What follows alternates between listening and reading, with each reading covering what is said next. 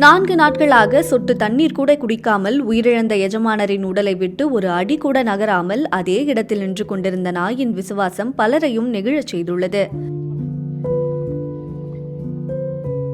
கடந்த 22ஆம் தேதி இமாச்சல பிரதேசத்தின் சம்பா மாவட்டத்தில் உள்ள பர்பனி கோயிலுக்கு அருகே வளர்ப்பு நாயுடன் சென்ற பிக்ஷித் ராணா மற்றும் பியூஷ் ஆகிய 2 இளைஞர்கள் காணாமல் போயுள்ளனர். பெற்றோர் அளித்த புகாரின் பேரில் கடும் பனிப்பொழிவிற்கு நடுவே உள்ளூர் மக்கள் மற்றும் ஹெலிகாப்டர்கள் உதவியுடன் காவல்துறையினர் தேடுதல் வேட்டையில் ஈடுபட்டனர். 4 நாட்களாகியும் இருவரும் கிடைக்காத நிலையில் 26ஆம் தேதி அனைவருக்கும் ஒரு அதிர்ச்சி காத்திருந்தது. அடர்ந்த பனிக்கு நடுவே பியூஷின் உடலையும் 4 நாட்களாக அதனை காத்து நின்ற வளர்ப்பு பிட்புல் நாயையும் கண்டு காவல்துறையினர் அதிர்ந்து போயுள்ளனர்.